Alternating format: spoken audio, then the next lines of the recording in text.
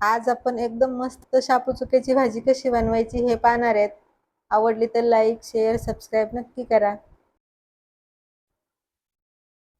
तर इथं मी पाव किलो आंबट चुक्याची भाजी घेतलेली आहे आणि त्याच्यामध्ये अगदी थोडासा शापू सुद्धा घातलेला आहे. आंबट चुका आणि त्याच्यामध्ये अगदी थोडीशी शापूची भाजी घालायची, म्हणजे खायला एकदम मस्त लागते. आणि शापूची भाजी नाही घातली तरी सुद्धा चालतं. फक्त अशी आपल्याला विकत आंबट चुक्याची भाजी भेटते, तर फक्त आंबट चुक्याचीच भाजी बनवली तरी सुद्धा छान लागते खायला. तर ही भाजी मी अगोदरच 2 वेळा चांगली धुवून घेतलेली आहे आणि आता लगेच आपल्याला भाजी कापून घ्यायची आहे. जर त्याच्यामध्ये अशा मोठ्याल्या काड्या असत्या तर थोड्याशा अशा कापून टाकायच्या आणि हे अशी भाजी कापून घ्यायची. जास्त बारीक भाजी कापायची गरज नाही, अशी मोठी मोठीच कापून घेतली तरी सुद्धा चालेल. आणि लगेच आपल्याला ज्या कढईमध्ये शिजायची त्या कढईमध्ये काढून घ्यायची. तर राहिलेली सगळी भाजी मी अशीच कापून घेते. जर जास्त मोठ्याल्या काड्या असत्या त्याच्यामध्ये तर थोड्याशा कापून टाकायच्या आणि छान अशी भाजी कापून घ्यायची आहे.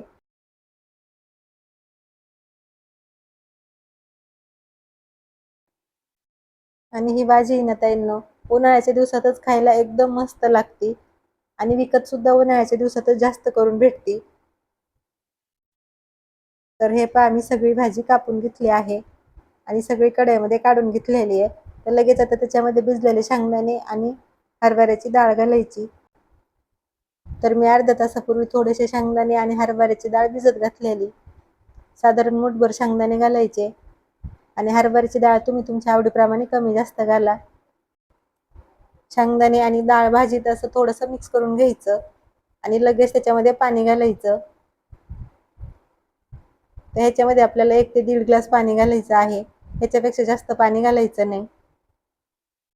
आणि लगेच कढई आपल्याला गॅसवर ठेवायची आहे. तर हे पहा मी कढई गॅसवर ठेवलेली आहे. सुरुवातीला 2-3 मिनिटं फुल गॅस ठेवायचा आणि भाजी अशी एकसारखं हलवीत राहायचं.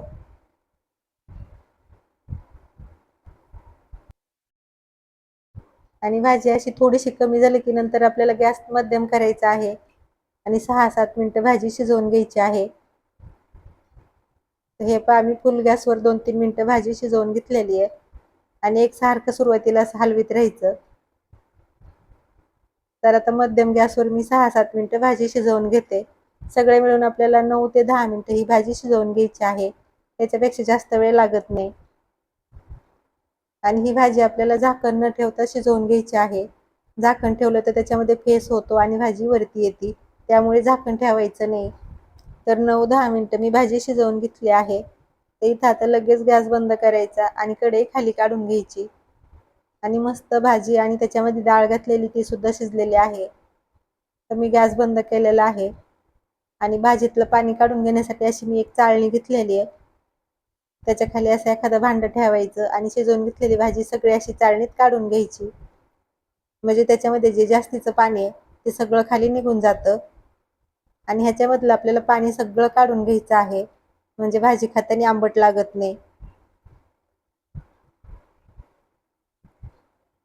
तर हे पहा मी सगळी भाजी चाळणीत ओतून घेतली आहे आणि त्याच्यातलं सगळं पाणी काढून घेतलेलं आहे.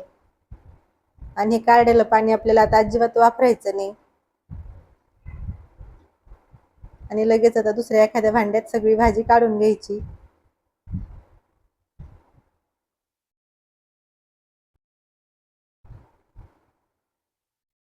आणि लगेच त्याच्यामध्ये 2 चमचे बेसन घालायचं.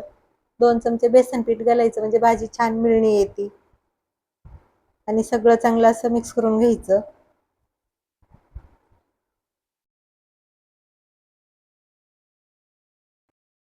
तर हे पहा मी बेसन घालून छान असं मिक्स करून घेतलेलं आहे आणि लगेच आता ह्याला आपण फोडणी देऊया.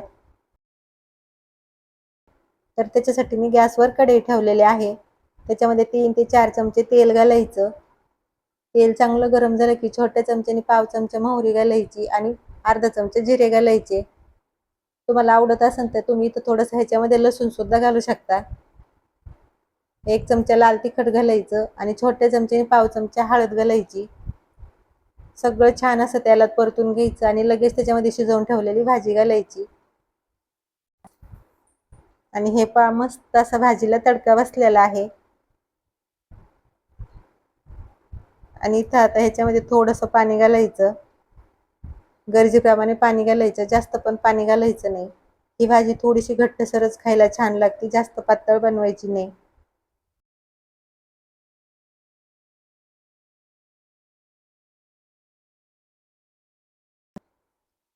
आणि आता सगळ्यात शेवटी इथं चवीप्रमाणे मीठ घालायचं आणि चांगलं असं मिक्स करून घ्यायचं. आणि आता फक्त 4 ते 5 मिनिटं भाजी आपल्याला मध्यम गॅसवर शिजवून घ्यायची आहे. चांगली छान अशी त्याला एक उकळी आली की लगेच आपल्याला गॅस बंद करायचा आहे. तर हे पहा, इथं मी 5 मिनिटं मध्यम गॅसवर भाजी शिजवून घेतली आहे आणि मस्त अशी भाजी आपली तयार झालेली आहे. ही भाजी तुम्ही ज्वारीच्या भाकरीबरोबर खाऊ शकता किंवा बाजरीच्या भाकरीबरोबर किंवा भाताबरोबर सुद्धा एकदम छान लागते. आणि उन्हाळ्याच्या दिवसात ही भाजी खायला एवढी छान लागते ना, एकदम मस्त. तर मस्त अशी भाजी आपली तयार आहे. इथं गॅस बंद करायचा आणि कढई खाली उतरून घ्यायची. तर मी कढई खाली उतरून घेतलेली आहे आणि त्याच्यामधली थोडीशी भाजी मी काढून ठेवते आणि राहिलेल्या भाजीला मस्त असा एक तडका देणार आहे. तर हे पहा, मी थोडीशी भाजी काढून घेतलेली आहे आणि छोट्या पॅनमध्ये मी 2 चमचे तेल छान असं गरम करून घेतलेलं आहे. त्याच्यामध्ये असं थोडंसं लसूण घालायचं खोडून आणि थोडंसं लाल तिखट घालायचं आणि वरून असा तडका घालायचा. एकदम मस्त लागते भाजी खायला. तर तुम्ही सुद्धा शापू चुक्याची भाजी अशी नक्की बनवून बघा. आवडली तर लाईक, शेअर, सबस्क्राईब करा. धन्यवाद.